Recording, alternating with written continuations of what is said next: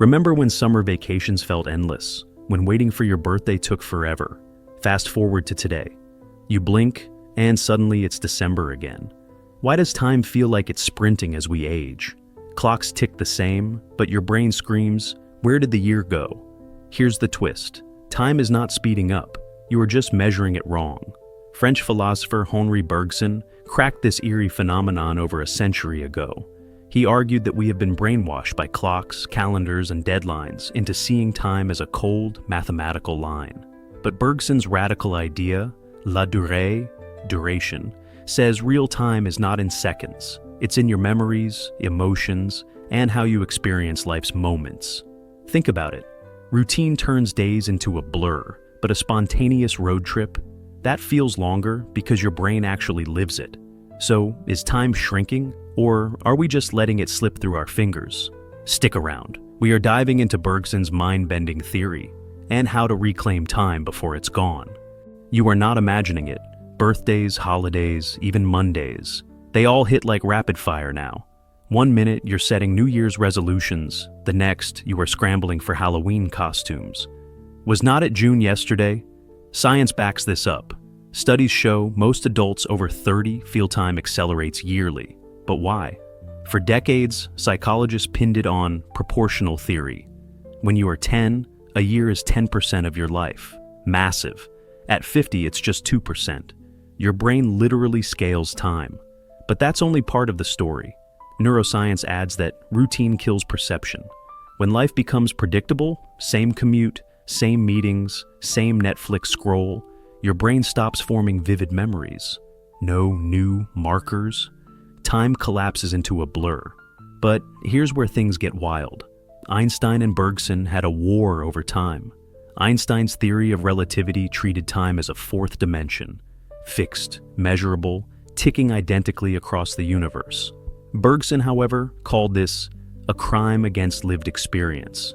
To him, Einstein's clock time was a useful illusion, but real time, la durée, is fluid, personal, and shaped by consciousness itself. Think of it this way. Einstein's time is what your phone counts. Bergson's time is what you feel when you are laughing with friends, grieving a loss, or stuck in traffic. Science measures intervals. Philosophy asks, why does a minute of boredom drag while a year of joy vanishes? The clash? Einstein saw time as physics. Bergson saw it as the essence of being human. For Einstein, aging is a cosmic equation. For Bergson, it's a tragedy of modern life. We have swapped depth for efficiency, trading rich moments for hollow productivity. We have let clocks dictate our worth, shrinking our sense of time into spreadsheet cells. So, is time speeding up? Or are we numbing ourselves to its flow? The answer lies in Bergson's rebellion against the tyranny of ticks and talks. Picture two versions of time: clock time, cold, uniform, relentless. The kind you see on your phone, split into seconds, minutes, hours. Lived time, warm, elastic, unpredictable. The kind you feel when you are lost in a conversation, a creative flow, or a crisis. Henri Bergson called this second version la durée, French for duration, and it's the cornerstone of his philosophy. He argued that time is not a line, it's a river that bends, swirls, and changes speed depending on where you stand in it. While science slices time into measurable units, Bergson insisted real time is the raw, unfiltered experience of being alive. The tyranny of clock time. Modern life runs on schedules. We are trained to see time as a resource to spend or waste. But Bergson warned this turns us into prisoners of efficiency. Clocks and calendars, he said, are useful fictions, tools for organizing society, not truths about existence. Think of it like this. A map of Paris is not Paris. Similarly, clock time is not time itself. It's a simplified sketch. La durée. Time as a symphony? Bergson's la durée is time as your consciousness perceives it, a flowing, interconnected stream of memories, sensations, and emotions. It's why 10 minutes waiting in a boring meeting feels like an eternity. 10 minutes laughing with friends disappears in a flash. Your brain does not count seconds. It weaves stories. When you are bored, your mind fixates on each passing moment, stretching it. When you are engaged, your attention dissolves into the experience, compressing time. Bergson called this the paradox of intensity. The richer the moment, the faster it seems to vanish. The memory illusion. Here's where Bergson gets radical. Your past is not dead. It's alive in your present, shaping how you feel time. Every memory, habit, and emotion bleeds into your perception of now. For example, trauma can make minutes feel like hours. Nostalgia can make decades feel like yesterday. This is why aging warps time. As you grow older, your brain has fewer firsts. First kiss, first job, first adventure. To anchor memories, life becomes routine. And without vivid markers, your mind lumps days into generic chunks. La durée shrinks. Bergson versus Einstein. A battle of time. Bergson's biggest clash was with Einstein, who reduced time to a coordinate in space-time, a dimension as rigid as length or width. At their infamous 1922 debate, Bergson protested, "Your equations ignore the human heart." For him, Einstein's time was a corpse on a lab table, lifeless, dissected. La durée, however, was time as a beating pulse, messy, subjective, inseparable from our humanity. The ultimate analogy, waiting versus living. Imagine two scenarios. Scenario 1. You are waiting in line at the DMV. You check your phone every 30 seconds. Each minute drags. Your brain, starved of stimulation, amplifies the boredom. Scenario 2.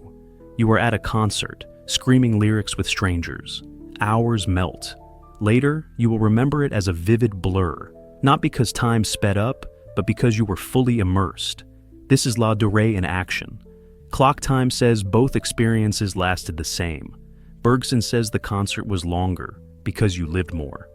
Why this matters. Today, we are drowning in clock time. Productivity apps, deadlines, and endless scrolling fracture our attention, turning life into a checklist. Bergson's solution? Rebel against the tyranny of the clock. Seek novelty. Dive into art, nature, or conversations that make you lose track of minutes. The more you waste time this way, the richer it becomes. In Bergson's world, time is not your enemy. It's your canvas. The next time you panic about where the year went, ask yourself, did I live it or just count it? You are scrolling through photos from 5 years ago and think, wait, was that really half a decade ago? Birthdays arrive like clockwork, yet each year slips away faster than the last. Why does adulthood turn time into a high-speed train? The answer lies in 3 brain hacks: novelty, routine, and memory. Let's crack the code. Novelty effect. When new stretches time. Your brain is a novelty junkie. When you experience something new, a first kiss, a foreign city, even a bizarre TikTok trend, your brain shifts into hyperdrive. It soaks up details, encodes fresh memories, and literally slows your perception of time. Science says, in a 2016 study, participants exposed to unfamiliar music perceived the duration as 20% longer than repetitive tunes. Why? Novelty triggers the hippocampus, the brain's memory factory, forcing it to work overtime. More mental effort equals more time-stamped memories, equals time feeling elongated. Childhood's secret. Everything's a first. Riding a bike, tasting ice cream, even losing a tooth. But as adults, we automate life. We drive the same route, eat the same meals, binge the same shows. Without novelty, the hippocampus naps, and time shrinks. Routine effect. When repetition compresses. Time routine is the silent thief of time. When you repeat tasks, commuting, scrolling emails, grocery shopping, your brain switches to autopilot. The basal ganglia, a neural region for habits, takes over, minimizing effort. Efficiency, great. Time perception, gone. Example, your first day at a new job feels endless. New faces, processes, coffee machine quirks. By day 100, you are a zombie. Same desk, same tasks, same meetings. The week blurs into a single mental screenshot. The paradox, routine saves energy but steals moments. Bergson's la durée withers when life becomes predictable. Einstein's clock ticks on, but your lived time, the raw emotional texture of existence, shrinks to a dot. 3. Memory compression. The storage illusion. Here's the kicker: you don't perceive time as it passes, you reconstruct it later. When you look back, your brain does not replay every second. It skims highlights. Fewer highlights equals fewer mental bookmarks equals time feeling truncated. The vacation test. A week in Tokyo, street food, temples, missed trains, feels expansive in memory. A routine work week collapses into a single meh. Even if both lasted 168 hours, Tokyo wins because novelty forced your brain to log more memories. Aging's cruel trick. As adults, we accumulate fewer firsts. Marriage, promotions, and mortgages are milestones, but they lack the granular novelty of childhood. Your brain lumps years into broad categories: the Amazon Prime era, or that job I tolerated. Result? Decades feel like chapters, not sagas. Bergson's warning: don't let time flatline. This is not just biology, it's a philosophical crisis. Bergson argued that modern life's obsession with efficiency suffocates la durée. We've replaced adventure with algorithms, spontaneity with schedules. Clocks rule, but clocks don't measure life. They measure intervals between obligations. The fix: inject novelty. Take a different route to work. Try a hobby that terrifies you. Dance in the rain.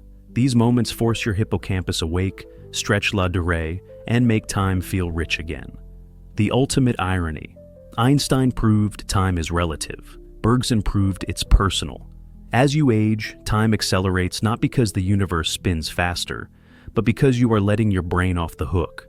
Routine is comfortable, but it's a bargain with the devil. Trade depth for speed, presence for productivity. So next time you sigh, where did the week go? Blame your habits, not the clock. The good news? You hold the reset button. Novelty is the antidote. In April 1922, Paris buzzed with intellectual electricity. Albert Einstein, fresh off his Nobel Prize win, arrived to lecture on relativity. Waiting for him was Henri Bergson, France's most celebrated philosopher. Their clash was not just a debate, it was a collision of worlds: physics versus philosophy, clocks versus consciousness, the cosmos versus the human heart. The spark: Einstein's relativity. Einstein had revolutionized physics by framing time as the fourth dimension, a malleable fabric intertwined with space. His equations showed time slows near massive objects, like Earth, or at high speeds. Twins could age differently if one rocketed through space. For Einstein, time was mathematical, impersonal, and relative to the observer's motion. Clocks, not feelings, defined it. Bergson's counterattack: time is alive. Bergson agreed. Time was relative, but not in Einstein's way. To him, la durée, the lived time of memories, emotions, and anticipation, was the essence of reality. Clocks, he argued, were tools for convenience, not truth. Einstein's time is a phantom, Bergson declared. It ignores how we experience waiting, regret, or joy, the very fabric of being human. At the debate, Bergson critiqued Einstein's twin paradox. If one twin ages slower in space, he asked, would not her consciousness still feel the full duration? Einstein's reply was icy. The time of the philosophers does not exist. There is only a psychological time, different from the time of the physicist. The fallout. Who won? Scientists largely sided with Einstein. Bergson was accused of misunderstanding relativity, and his reputation in academia waned. Yet philosophers and artists rallied behind him. For them, Einstein's clock time reduced existence to equations, while Bergson's la durée preserved the poetry of human experience, the ache of nostalgia, the rush of creativity, the weight of mortality. Legacy: a divided world. Einstein's victory reshaped modernity. GPS satellites now adjust for relativity's time dilation. Quantum physics leans on space-time math. But Bergson's ideas quietly thrived in psychology, literature, and mindfulness movements. Neuroscientists now confirm his hunches. Default mode. Network, brain regions active during self-reflection. Light up when we daydream or reminisce. Time. Perception. Studies: stress compresses time. Awe stretches it, proving la durée's fluidity. The modern paradox. Today we live in Einstein's universe but feel Bergson's. We track productivity in minutes, yet measure life in moments. The debate's unresolved tension asks, can we reconcile cosmic time with human time? Einstein gave us the tools to navigate black holes. Bergson reminds us why we care to look up at the stars. Together, they expose time's duality, a dimension to map and a mystery to live. Time is not slipping away, you're just letting your brain get lazy. But here's the good news. You can hack your perception of time using Bergson's La Durée. No DeLorean required. Here's how to stretch days, months, and years into something that feels alive again. Your brain is like a smartphone camera. It only captures HD memories when something new happens. Novelty forces your hippocampus to work harder, creating vivid mental markers that slow down subjective time. Try this. Become a tourist in your own city. Take a different route to work. Order the weirdest dish on the menu. Learn something awkward. A language, instrument, or TikTok dance. Fluency does not matter. Struggle does. Break the default script. Swap Netflix for a live improv show. Replace scrolling with stargazing. Pro tip: plan one mini adventure a week. It could be as simple as cooking a bizarre recipe or talking to a stranger. Novelty is not about grand gestures. It's about disrupting autopilot. Live mindfully. Hijack the present. Mindfulness is not just for yogis. It's a time-stretching superpower. When you are fully present, you anchor yourself in La Durée, resisting the brain's rush to compress moments into blurry memories. Try this. The 5-4-3-2-1 grounding trick. When life feels frantic, pause and name. 5 things you see, 4 things you feel, 3 things you hear, 2 things you smell, 1 thing you taste. Savor the mundane. Drink coffee like it's a $100 wine. Notice the aroma, warmth, bitterness. Meditate for 3 minutes a day. Focus on your breath. When your mind wanders, it will. Gently tug it back. No apps, no pressure. Why it works? Mindfulness blocks the brain's habit of time traveling into regrets or worries. It forces you to live in the tick, not just count the talks. Break the routine. Confuse your brain. Predictability is time's kryptonite. Disrupt your patterns and you will create mental speed bumps that stretch your sense of time. Rearrange your environment, move furniture, swap your phone's wallpaper, shower in the dark, flip your schedule, eat dessert first, work from a park, take a reverse day where you do everything backward. Embrace micro risks. Wear an outfit that scares you. Sing in an elevator. Ask a bold question. Pro tip: use the rule of 3. Every day change 3 tiny things. Your breakfast, your playlist, your walk home. Small shocks add up to big perceptual shifts. Embrace boredom. Let time breathe. Doing nothing slows time. Constant stimulation, emails, TikTok, podcasts, overloads your brain, turning days into a flat line. Bergson argued, boredom is where creativity and La Durée thrives. Schedule blank space. 10 minutes a day to stare at a wall, daydream, or watch clouds. Delete filler apps. Ditch one app that mindlessly eats your time. Looking at you, Instagram. Take a tech Sabbath. 1 hour a week with no screens. Let your mind wander. The Bergson prescription. Time does not vanish. It's diluted by routine, distraction, and the myth of productivity. To reclaim it, trade efficiency for intensity. Bergson's La Durée is not a theory, it's a rebellion. So, tonight ask yourself, will I count the hours or live them? Bergson's radical truth: time is not a number, it's a feeling. Clocks measure, but you decide if life slips by or lingers. The more you chase novelty, mindfulness, and rebellion against routine, the richer time becomes.